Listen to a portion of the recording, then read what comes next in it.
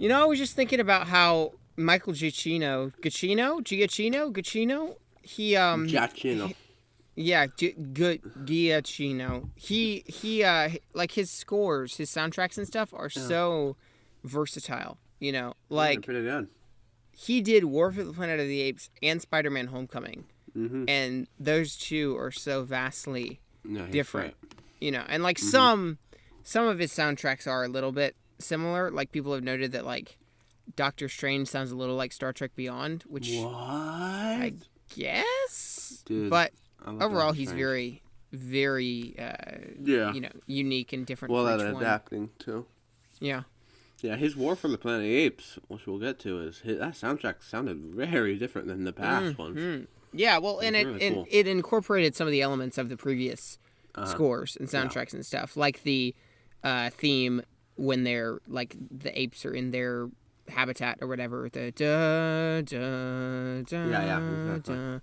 da da da da. Got him. Da da. No, I'm not doing. Yep. I'll play it right now. That's copyrighted material, Hitchcock. Oh, beautiful. That's the new one. Yeah.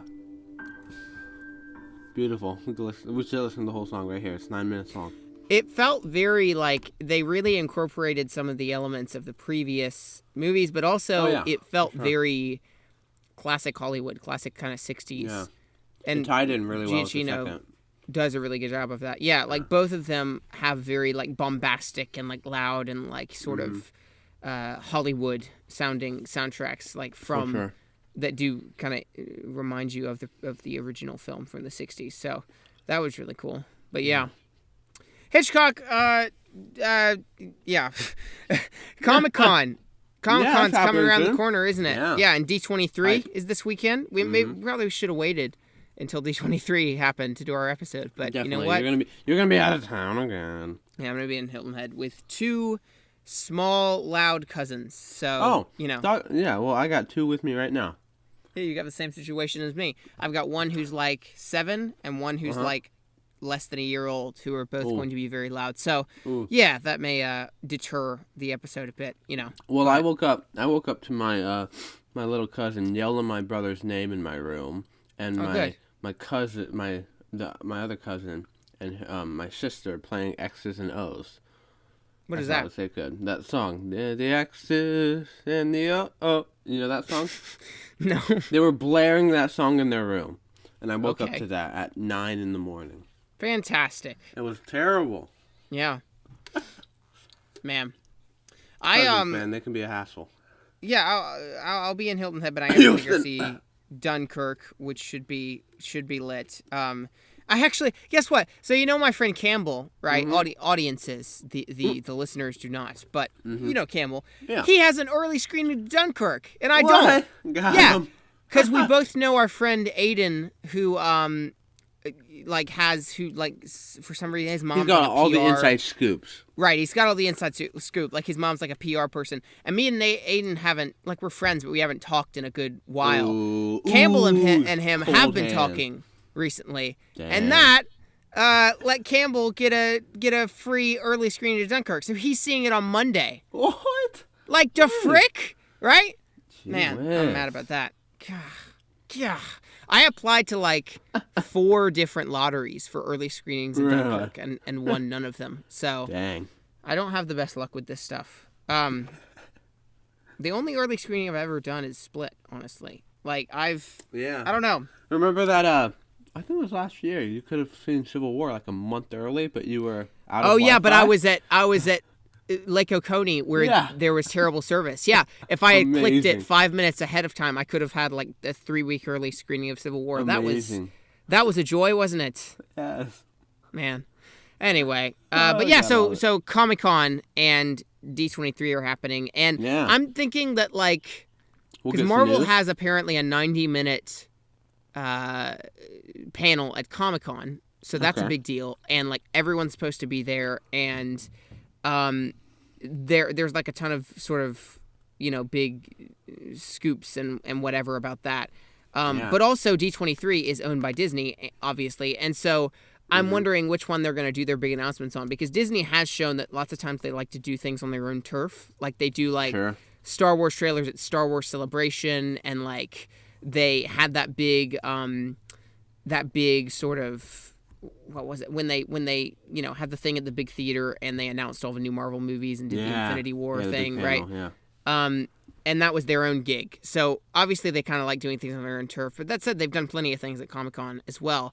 So that's exciting, and I think there will definitely be a Thor Ragnarok trailer. I'm thinking Star Wars will probably get a new trailer. That'd be sick. Star Wars will probably be at D23, maybe. Yeah, I think maybe. But then Infinity War. I'm thinking there's going to be a teaser, like one of those.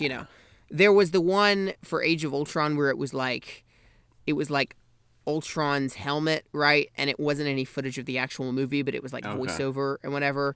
They might do something like that, or they might actually show footage of the movie, because apparently Infinity War has wrapped filming now. So, they've got the stuff. The footage, yeah. Yeah. Cool. So that's exciting. And then Stranger Things should be there, new trailer for that probably. And also I'm guessing that I think that they may announce some new Marvel movies as well, just as in terms of titles and maybe stuff. Some Captain Marvel stuff. Yeah, like what did we get? I'm trying to think what we got last year, right? I remember being at the beach last year for Comic-Con. We got that Justice League trailer, first Justice League trailer. We got the first Wonder Woman trailer. We got another Suicide Squad trailer. We got a bunch of logos, right? Logos for upcoming Marvel films. Right, yeah. That was the new Thor Ragnarok logo and all that stuff. They gave us a new Doctor Strange trailer. I remember that. Oh, yeah, that was good. They unveiled that new Marvel Studios logo that year. Yeah, and Brie Larson casted as Captain Marvel too, right?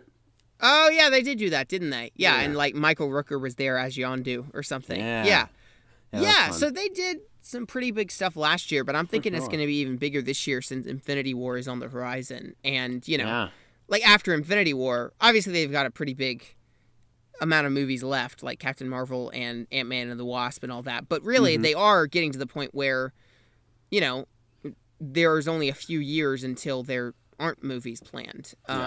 Or announced to be planned. I'm sure they're planning movies. They just haven't announced them. So, yeah, I think if anything, they'll probably announce some new titles. That's what my guess is going to be. Some new logos and that. Yeah, so I'm excited.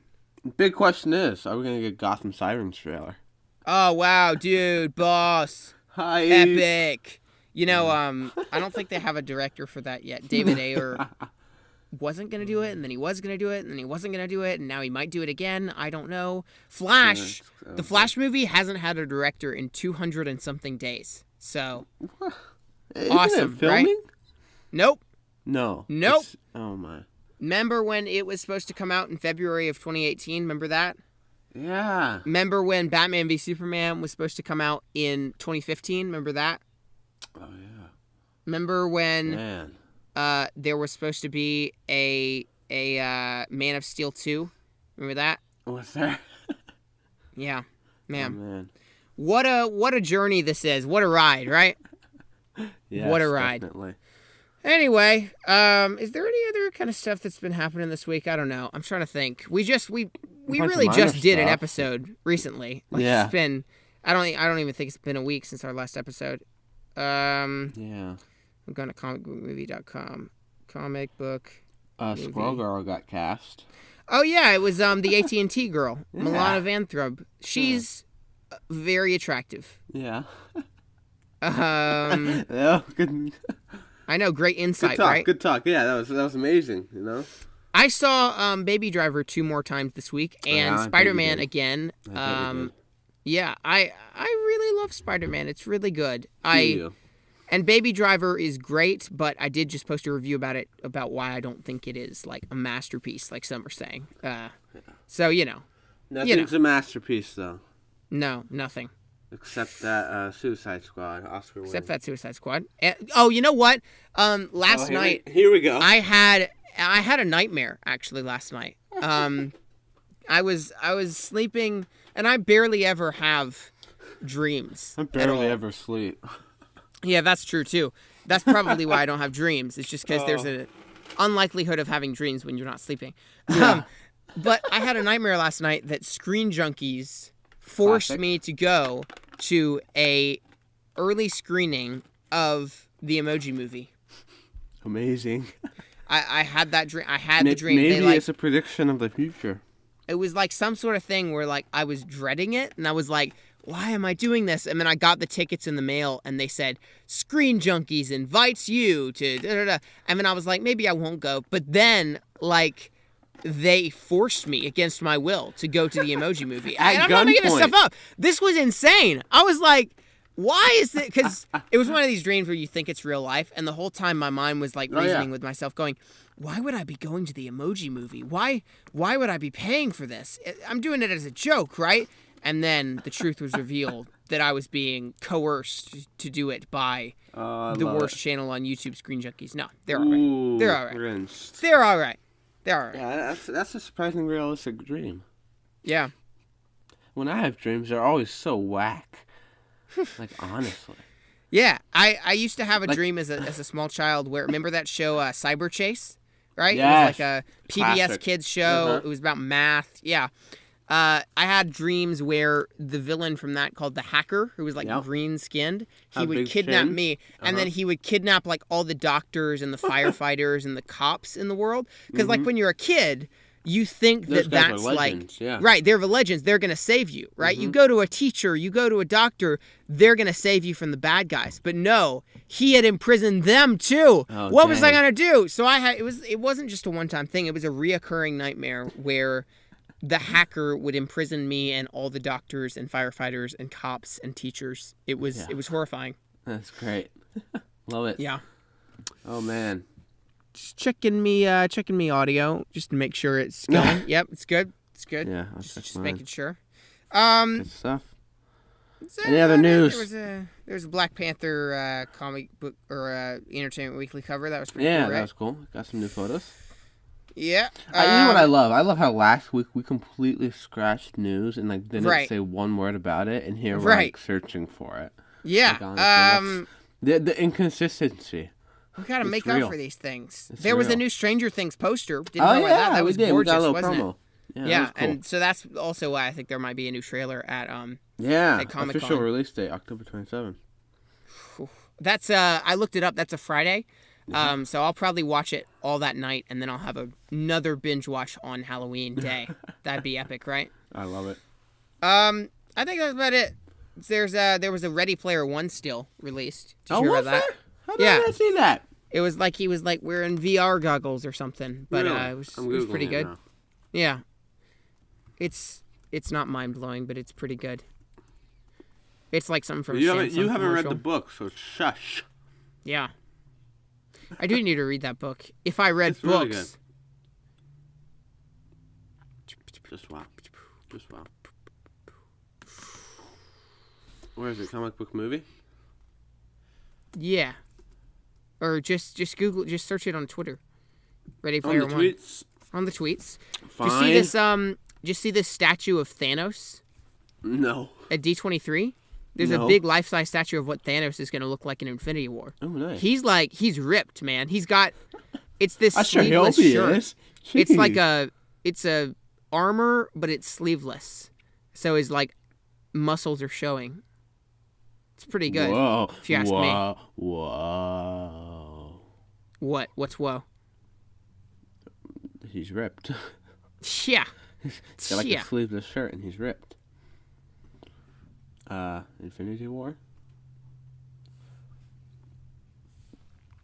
Are you there? See the Are you breaking up bad? I'm not breaking up. I haven't said anything. I'm just not making really an effort this episode, man. You're just a silent pig, aren't you? Yeah, I went to bed at 3:30 a.m. last night. Yeah, you were texting me quite a bit. But I could tell you were slipping in and out of consciousness. Yeah. Because I get like a text, like we go on like little 5-second run, like I text, you text, and then it'd be like 20 minutes, and then you text me again. Right. I do that a lot. Love it. It was another one of those nights where I just set up a video uploading, and usually like I wait for the video to be done before I go to bed, and then I click publish or whatever. But with this one, I was just like publish, and then I just let it upload, and then went to sleep without seeing it done. Wow. That's probably why you got the copyright. Yeah. I watched YouTube life. I watched Shaun of the Dead last night. Oh yeah, you did, didn't you? It was fantastic. It was another one of these Edgar Wright movies that is better than Baby Driver. Yeah, I had been wanting to watch it for a while because I bought the Cornetto trilogy on Blu-ray. And I've loved Hot Fuzz for a good time now, for a year or so. And Scott Pilgrim has always been one of my favorites, but I hadn't seen Shaun of the Dead. And I think Shaun of the Dead is better than Hot Fuzz, actually. It was so funny, and yeah, it's got some really, really memorable moments and jokes. And see, the thing about like Shaun of the Dead especially was that like I actually felt like the characters had some semblance of depth, and that's what I heard. There was a lot of emotion actually. Like it's a hilarious comedy, but there's actually some emotional scenes, and it really does beat out Baby Driver in that sense, and it's not cliche. And Simon Pegg is just great in everything that he's in. So. You know, I really gotta watch that along with. I need to rewatch Scott Pilgrim because when I watched it for the first time, I wasn't. You need to watch Hot Fuzz. Hot Fuzz is on Netflix, fam. Isn't it? Isn't it though? Anyway, should we talk about the movie that we watched this week? The movie, the infamous movie, the legend, War for the Planet of the Apes. Yeah, it's quite a mouthful, isn't it? Hashtag War for the Planet is what they're just selling it as. Hashtag war. That's how I roll. Oh man! Wow. Rebels. I mean, as if War for the Planet wasn't generic enough, you know. Yeah, war. I saw a thing on Twitter. They were like, just see what movies sound better if you just add "of apes" or "of the apes" to the end of the title, right? So what did you think of this? Is quite a like rambling episode. It's quite a like sort of slow moving, don't you think? But what did you think of War for the Planet of the Apes, Hitchcock? I loved it. I thought it was fantastic end to the trilogy. Yeah? Yep. I couldn't have been happier coming out. Super, super emotional. It was brutal as heck. Loved it. It was a great finale. Yeah. Gotta go see it again. I really loved it too. I got out of it and I was like, that was pretty phenomenal. And I think starting up, I was like, I don't know if this is going to be great or not. Yeah. I had similar things, And it takes a little while to get into its stride, I think. Yeah. But it finally hits that stride about, halfway through the first act or so. Yeah. And really gets to it. And I loved, like, Caesar is kind of, like, in his squad for the first half of this movie. It's pretty like, good. In the first movie, that wouldn't have worked. But by this time, it does feel like they've built up these characters of Maurice, the orangutan, and Rocket the other ape and whatever, into characters that are memorable as his sort of friends and stuff. We do care about them too, along with Caesar, So I really enjoyed that. Yeah, remember back in the day when Rocket beat up Caesar in the pen, man. Oh, that's great. Look how far we've come. Indeed.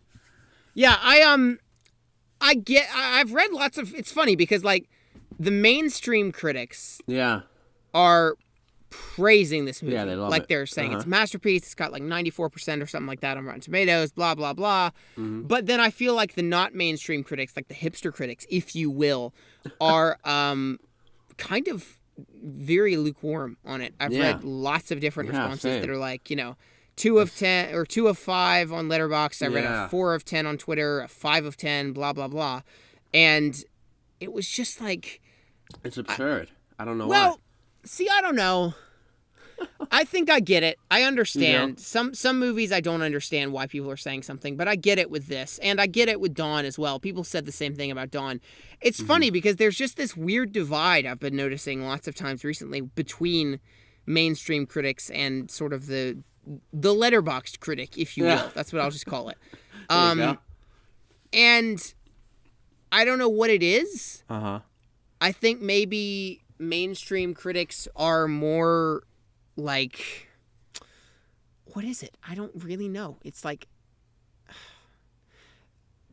more prone to like the summer blockbuster. Is that maybe that's what it is? Like I'm not sure. Something like that. I mean, because as a summer blockbuster, this movie's fantastic.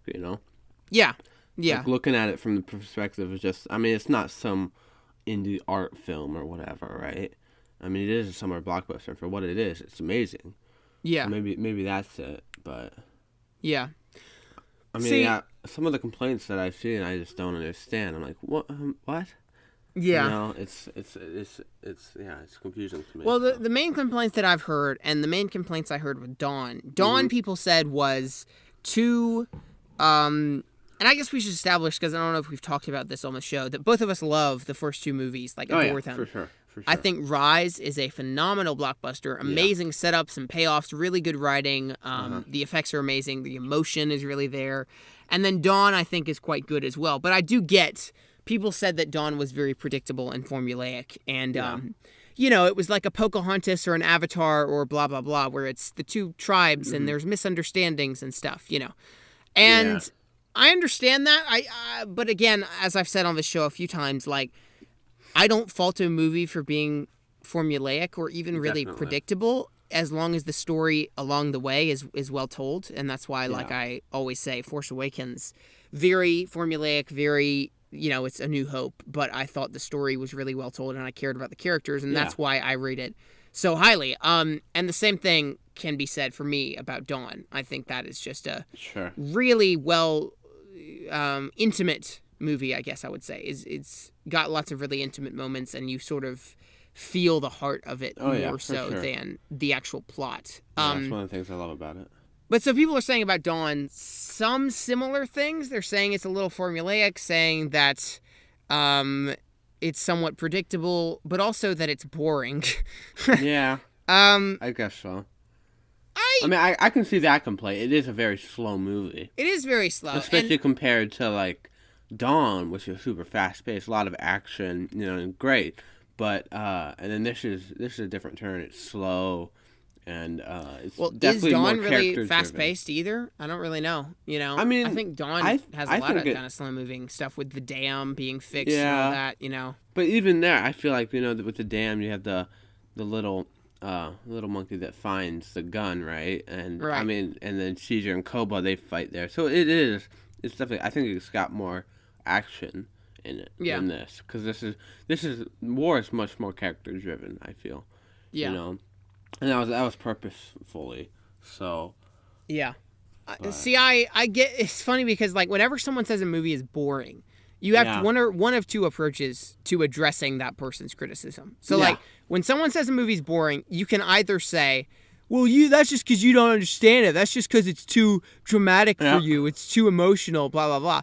Which some people are that way. You know, some people want just a Transformers movie where it's huge explosions and stuff, and whenever it comes down to real character stuff, they go, it's boring, you know.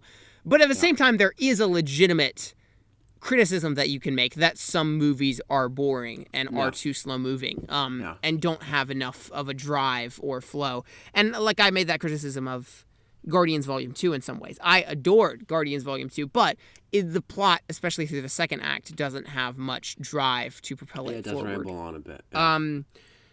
But so, I think I get the criticism that this is boring, but I do think it's supposed to be more of a character study of Caesar and of his sort of vengeful. Caesar's really an interesting character, I think. He is definitely.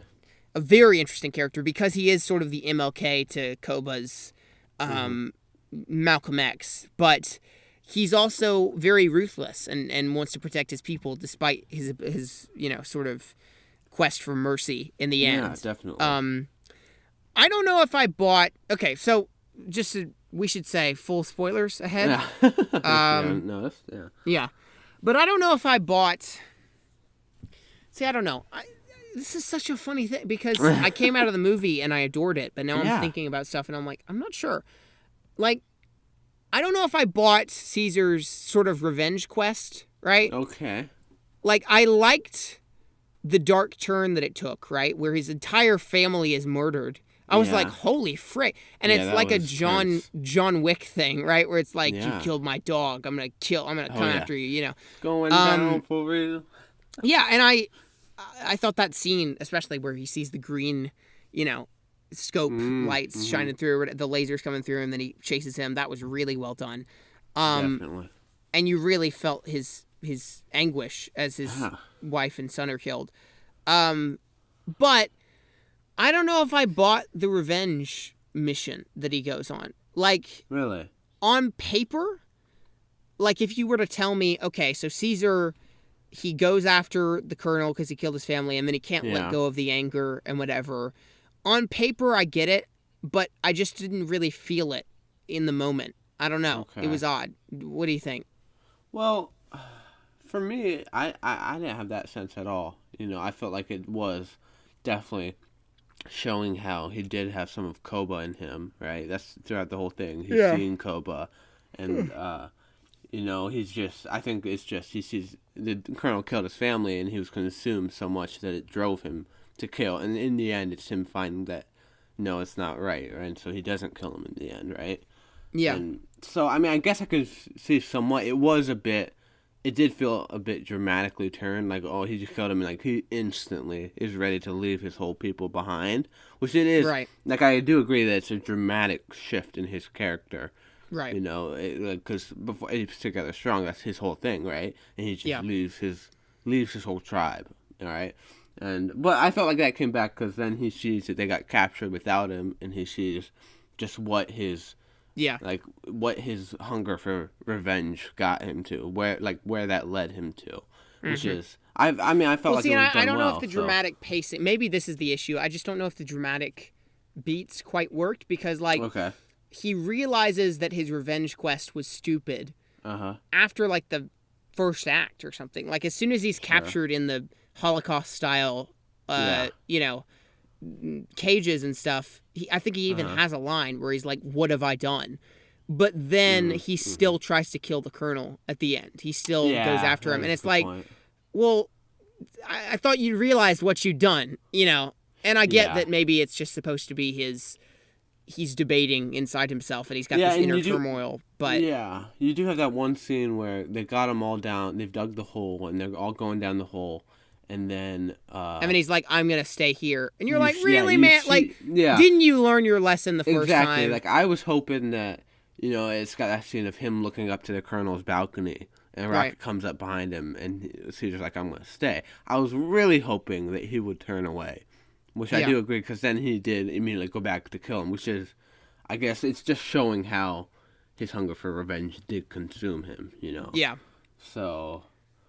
Yeah, I felt like that. I mean, if he had turned away, it would have been better. But yeah, well, and I don't know if like it was still okay. I don't have a huge problem with it. So. I think I do like how it works in the sense of the entire trilogy, because it's all been building to this, and Caesar has the roles are finally reversed, and like by the end, now Caesar is the guy who's about to abuse an animal, basically, just as he was abused in Rise, and then he sort of turns away from that, which I enjoyed. But I also, I guess it works in that sense. But again, like, it works on paper, but I'm not quite sure the dramatic beats. Yeah, I mean, I think I'll have to see it again and just think on it a bit more, which is another thing. Yeah, it did have a lot of deep stuff in it. Definitely for a summer blockbuster. I mean, it wasn't what I was expecting at all. I was expecting war between the apes and humans, right? And it took this whole different dramatic metaphorical turn, and I mean, so yeah. Were you at all like underwhelmed or disappointed by the third act sort of battle? I think. I mean, obviously, like, somewhat. It isn't War for the Planet of the Apes. Yeah, I was expecting some more Ape v Human, but then again, we did see that in Dawn, and it was. I mean, I did think it served its purpose. I mean, I wasn't too disappointed. No, I was just surprised, I think. During that whole battle, I was like, wow, this is a lot different than I was expecting. So, yeah, it wasn't too bad for me.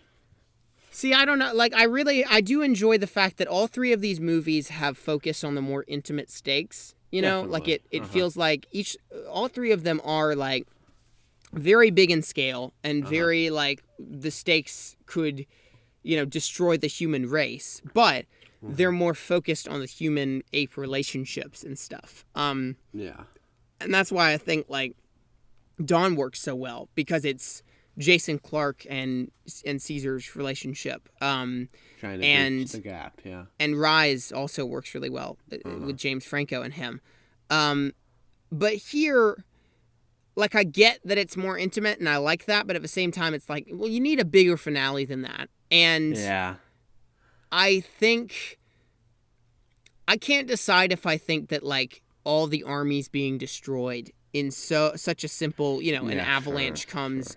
Sure. That's quite a Deus Ex Machina thing, which means when in like old plays in Greek times they would just a big problem would arise and then they just have God come down and destroy all the bad guys basically. Yeah.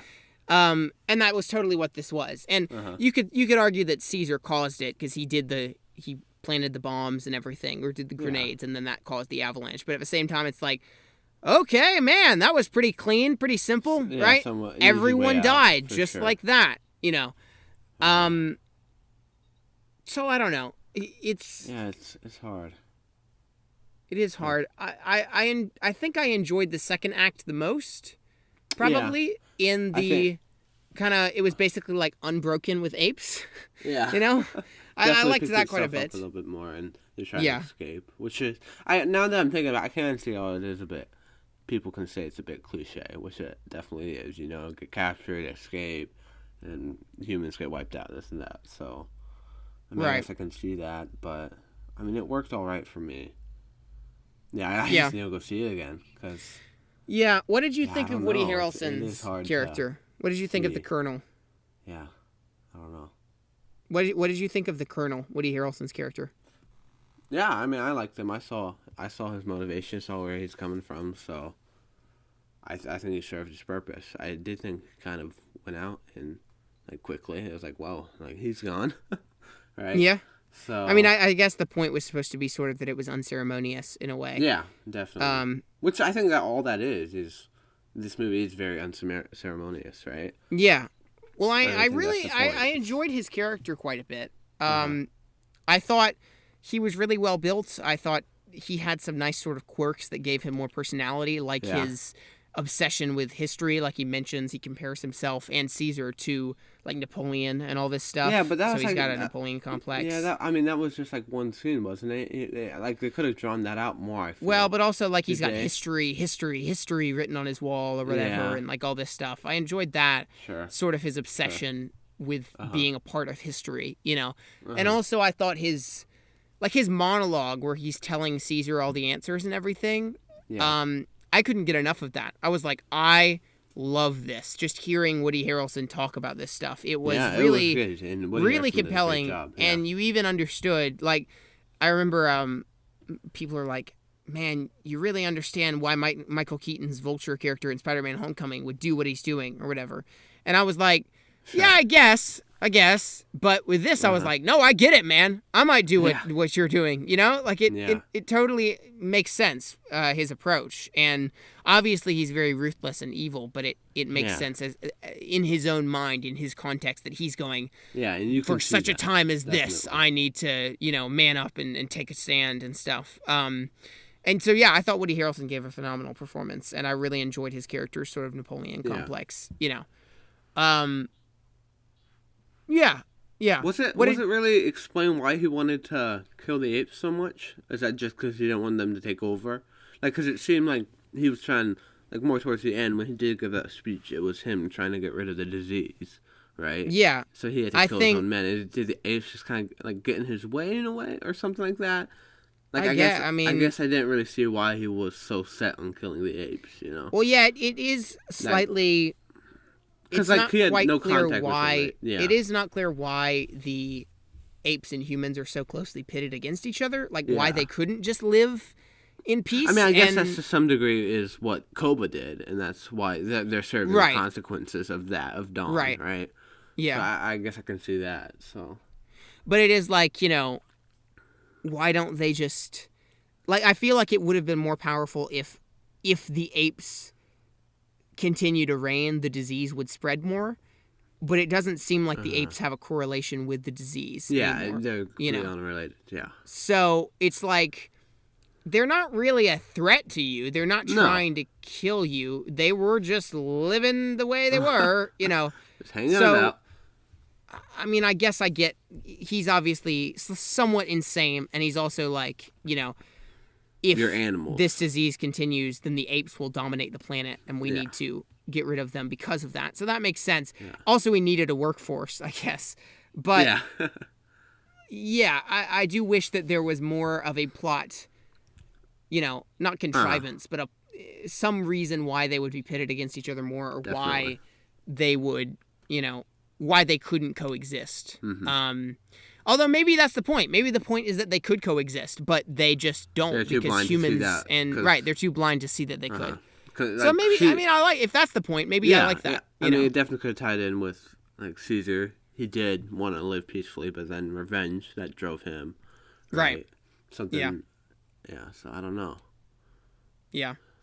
I really enjoyed the character of Bad Ape, played by Steve Zahn. The comic relief sort of character, he was fun. Nice I was the moment he was introduced, and when I saw him in the trailers, I was like, "Oh no, are we gonna have a Jar Jar Binks situation? Exactly. Is it gonna be annoying?" And I thought he was handled remarkably well. It was actually kind of shocking the way that he was handled well. He added a good dose of levity to it that I thought the film really needed, because it is so. Dark and so bleak for the majority of the runtime. Without a doubt. But his jokes weren't like slapstick or something. They were just somewhat, quirky. It wasn't even like, let me tell you a one-liner, right? It was just, or let me step in poop. It was just like his character being himself, Yeah. And so I thought that worked really organically with the story. And I enjoyed that quite a bit, Mm-hmm. Also, Steve Zahn is great in everything he is ever in. I love him so much. He is amazing. He's the have you seen Daddy Daycare? Oh, have I? I don't know if I have. I think Eddie Murphy, and he's like he's got to take care of little kids. Yeah, remember the friend in that movie who like loves Star Trek, and like he teaches the kids about Star Trek or something? Oh. Okay, you don't remember it, but he's really good in that. He's Steve Zahn, and he's hilarious. Okay. But so I love Steve Zahn and all that kind of stuff. I did feel like his voice was slightly like more human than most of the other ape voices. Like especially toward the beginning, I was like, this sounds like just an actor saying the lines, not an ape. But it kind of grew on me over time. So I don't know. Yeah. I felt like it worked. I mean, it was definitely, especially how fluent Caesar has become with English. It was like I mean, it did just sound weird at first, but it did kind of, you got used to it. And so it didn't bother me too much once I got used to it. Well, and I guess he was supposed to sort of represent the sort of, like, Caesar realizing that this whole ape being smart virus had spread to other areas of the globe, and it wasn't just them, which is, I guess, the point of sort of his character. I did feel like, I saw a tweet from Ralph the Movie Maker, who I generally agree with so much stuff, but it was, he said that the little girl and the comic relief Bad Ape were just completely pointless, and some of the pointless characters ever. And I get where he's coming from with that. Yeah, I think I do too. Yeah. I mean, because he was just there for the comic relief. Nothing, take both of them away, and they don't have really an effect on the plot whatsoever, right? I mean, easily replace the girl does infect the colonel, so that's something. And they do use Bad Ape to like help them break out and stuff, and he like digs the hole and whatever. Yeah. But at the same time, like any other ape could have done that. It wasn't like his character's requirement, I guess. Yeah. And they already had Rocket and Maurice doing things, so they could have done those roles. But I did feel like, comic relief is an important thing in a movie, so I don't think you can just disregard that and say that he wasn't important, because I do think that was required almost in this film to have at least some level of levity that could sort of be given lighten to the it. mood, definitely. Yeah, because it is very. So he's not. I wouldn't say he's pointless. What about the girl? What do you think about her? Other than, she was good. She served her purpose, I guess. Nothing too much to her, right? So. Right. Yeah, it is a thing. I didn't actually catch that she infected the colonel. I didn't catch that at the moment. Now that I think about that, it is pretty cool tie-in. So. Well, yeah, because he touches the doll. Yeah. And then Caesar sees the doll that's got the blood on it or whatever. Yeah, that's cool. Yeah. So I enjoyed her involvement in that. I also thought that she was a good sort of representation of the the ability for apes and humans that they could still have peace. Yeah. Okay. Cool. Yeah. And she was meant to sort of show what this virus was. Also, like you need someone to see. You need someone to give you a image of what it turns humans into. Yeah.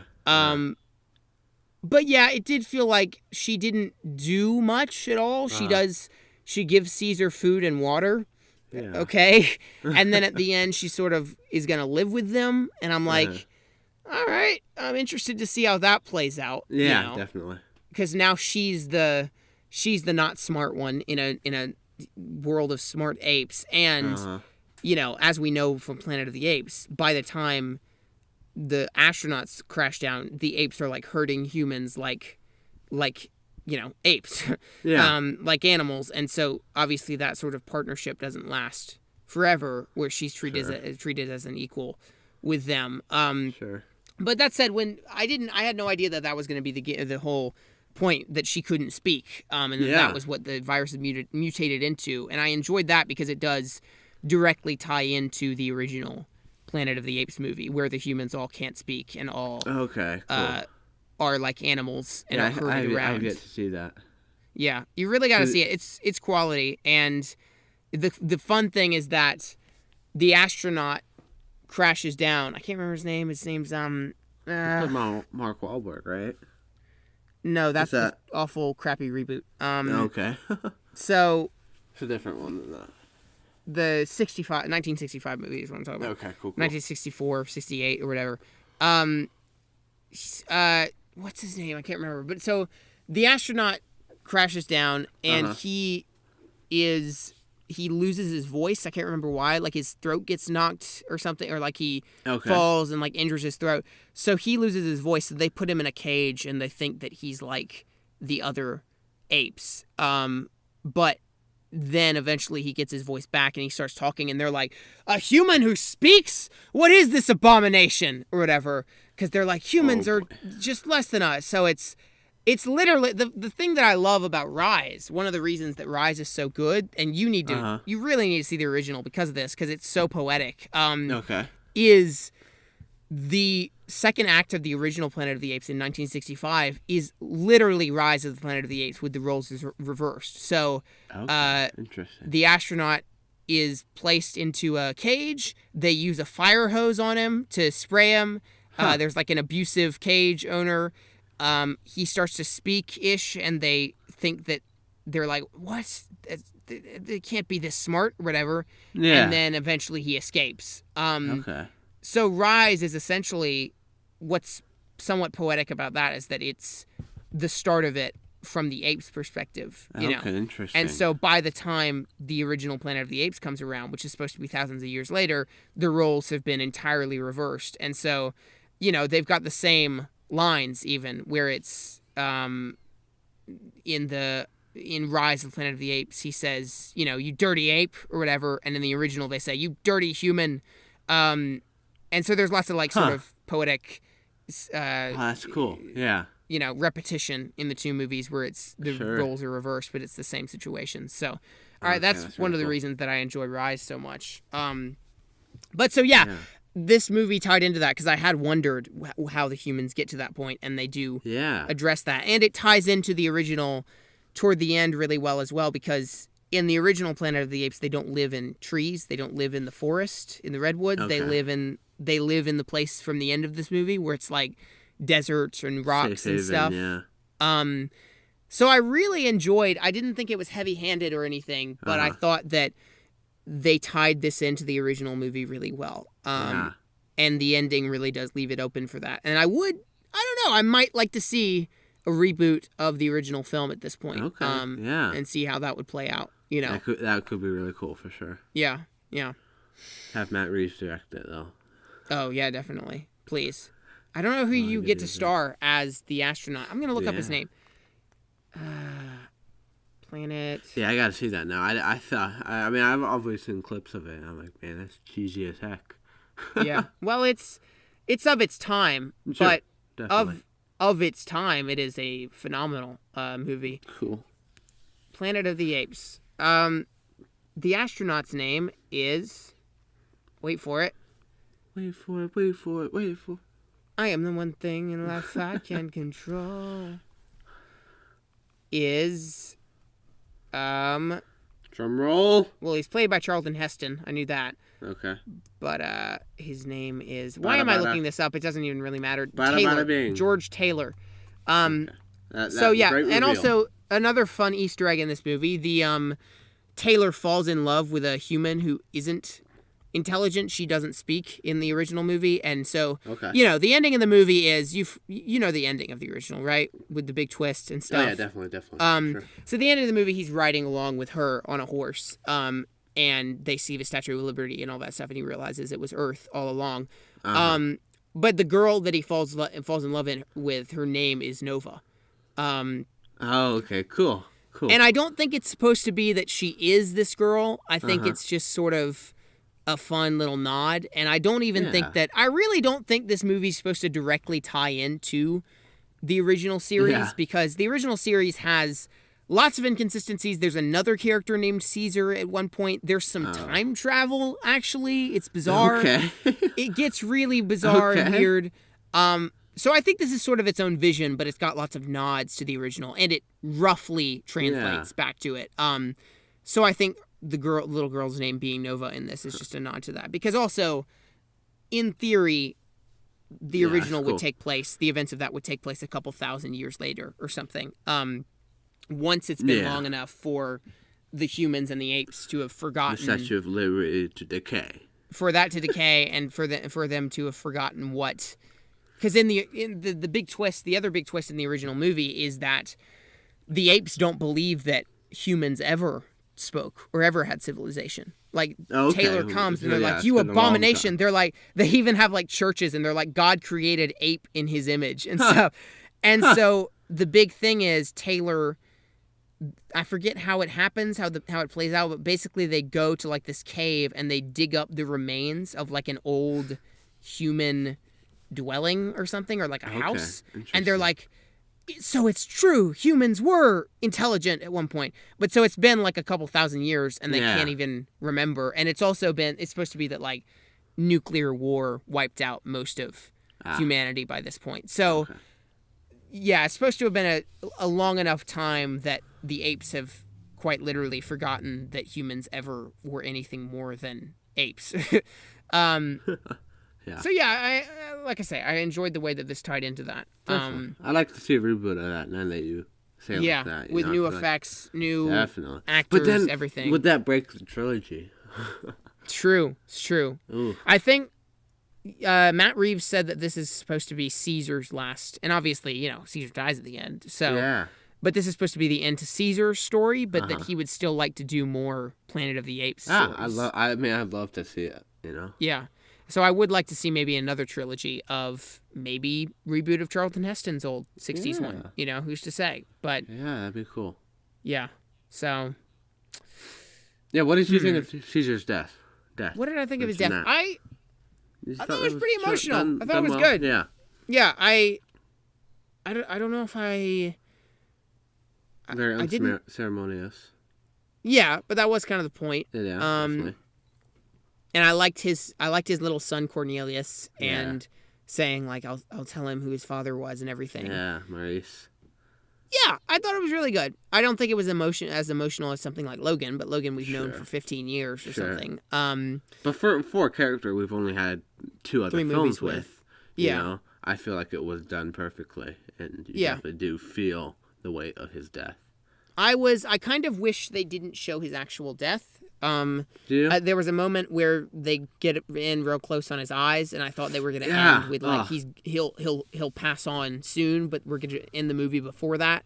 And I kind of would have preferred that. I don't really know why, but it just when he died, I thought then it was a little bit too drawn out. Then there was like a long shot of like of Maurice, and then it like pans up to the sky, and I didn't really like that shot very much. But I thought it was done really well. I thought it was good. So yeah, it would have been cool because Dawn both opens and ends with a close up shot of Caesar's eyes. Right? Exactly. So that's part of why I wanted it. It would have been cool Like, I was thinking the same thing. I'm like, oh, come on, just zoom in, and just zoom in and just have his eyes shut, you know?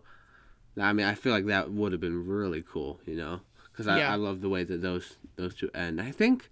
Well, and doesn't Rise in that way, too? I think it at least opens with an ape's eyes. I don't know if it's Caesar's eyes.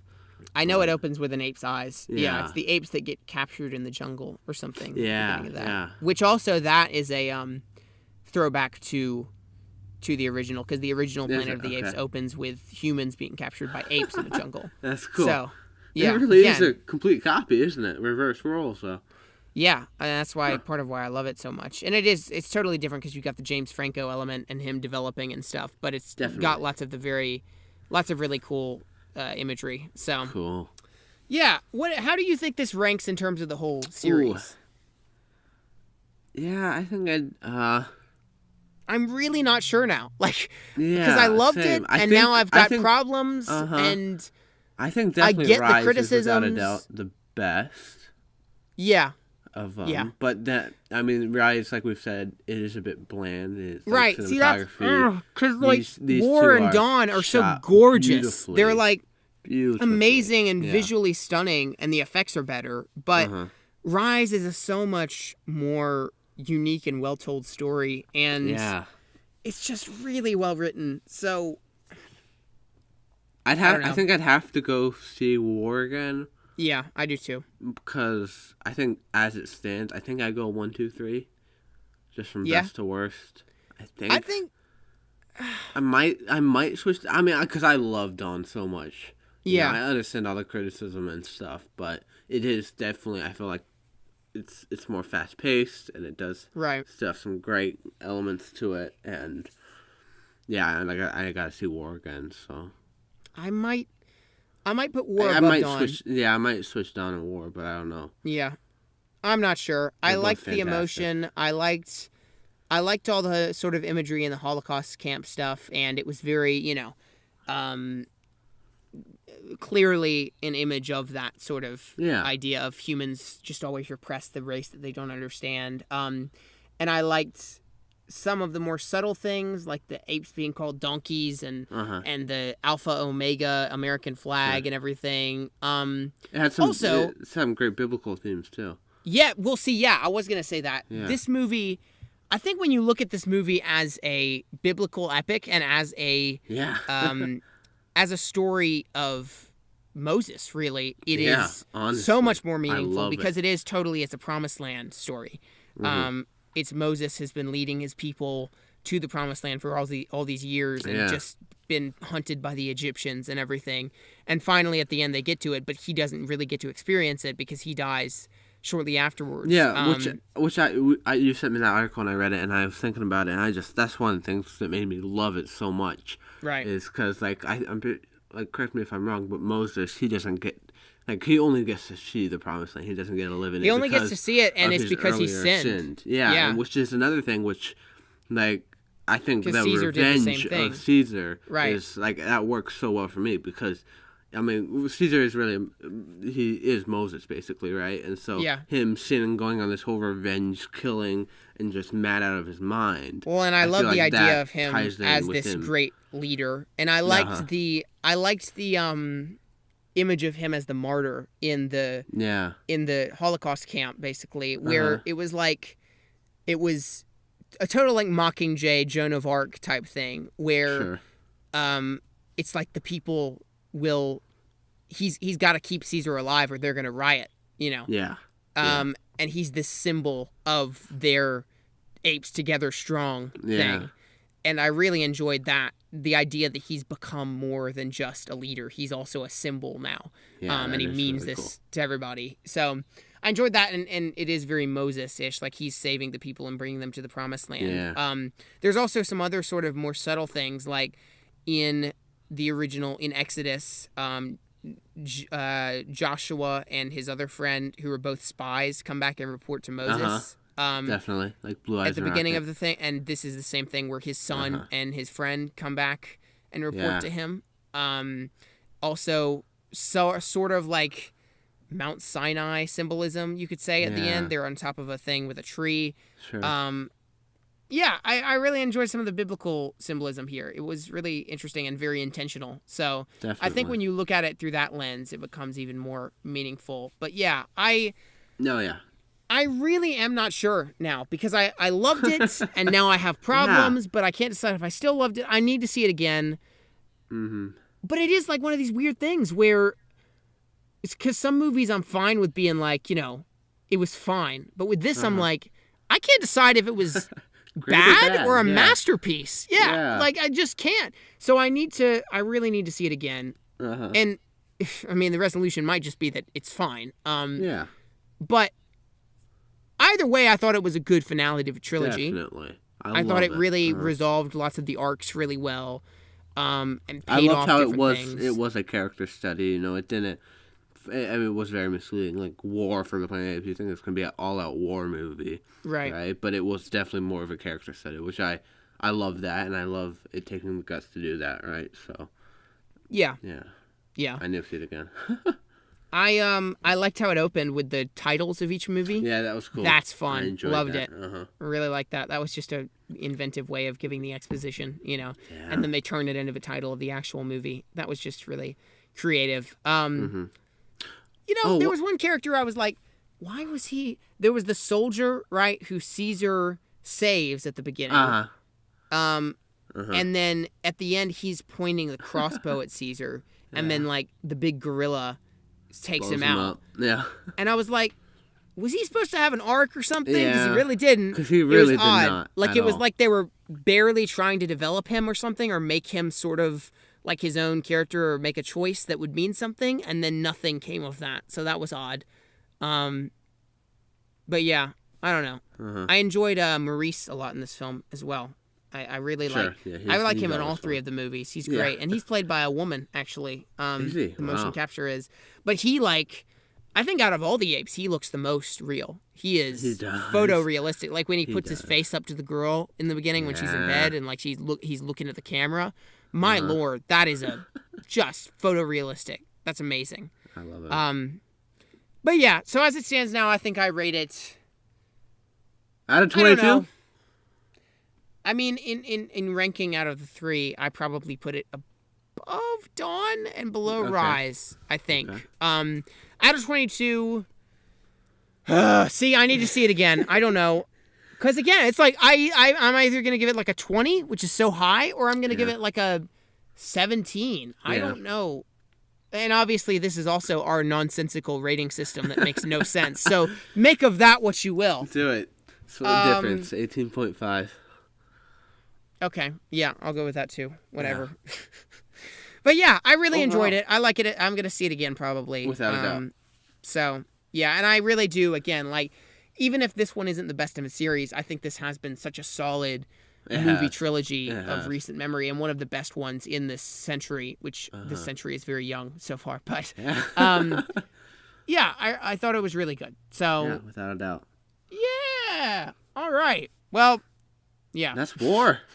Do you watch anything this week, Hitchcock? Pick of the week or anything? You finished Lost, didn't you? I finished Lost. Yeah. What happened? How did it go? I ain't gonna spoil it for you. What did you think? Were you disappointed? I did not see any of the disappointment in it. I thought it was a perfect ending. Yeah? I loved it. Absolutely adored it. So, I definitely recommend it to you if you got a lot of time. Because I do not have, but commitment. Oh my gosh! I literally watched the first episode. I watched like all day yesterday. Yeah. Leading up to War for the Planet of the Apes, but man, dude. Yeah, I mean it was fantastic. I don't understand why people hate it and why it's disappointing, but yeah. So yeah, it's cool. Well, I saw Shaun of the Dead, as I mentioned. I loved it. Yeah. And that's pretty much it. I also got Split on Blu-ray from Amazon for $9 on Prime Day, so that's fun. Split's okay. It's not that great, but I was like, whatever, I'll own it for $9. Sure, man. Definitely on the top 10. Jeez. So yeah, I guess we'll figure out this episode next week. Yeah. We'll probably wait until Comic-Con and D23 are over. Yeah. You and I are both going to see Dunkirk, probably. Yes. I'll guess, right? Yes. Yep. It's Christopher Nolan, man. I can't pass that up. Come on. Hype, fam. Yeah. Totes. And then we should do our review of that and the Comic-Con episode. Yeah, probably be a very long episode, depending on what we get. Yeah. So. I'm guessing we'll probably end up doing it like on Monday or something because I'm only going to be back on Saturday, and then it's Sunday's busy, and Comic-Con doesn't even end until Sunday. So yeah. I'm thinking we'll do it on Monday. So cool. It'll be a little while to the next episode, but not over 2 weeks. So that's good. Yeah. We're back on a slightly consistent schedule, aren't we, Hitchcock? We are. Will you have we have that Wi-Fi when you're gone, or should we go on a meme war again? I'll have that Wi-Fi, but you should still go on a meme war. Do it. We can only do it when you're gone. Oh man, so that I come back and I'm shocked. Yes. Special. All right. Well, say your catchphrase, Hitchcock. Wing it for days. What even is this, guys? Episode. It was a pretty winged episode, wasn't it? Yeah. It was jolly, though. Also, if you haven't checked out our Spider-Man Homecoming episode, I thought it was one of our best. That was much more fast-paced than this one. It was much more fast-paced. This was a very slow-moving episode, kind of like War for the Planet of the Apes itself, right? It's all intentional. All right? It was all poetry. It's like poetry. It rhymes. Out. Yes. What even is this, guys? We will see you in the next episode. Bye.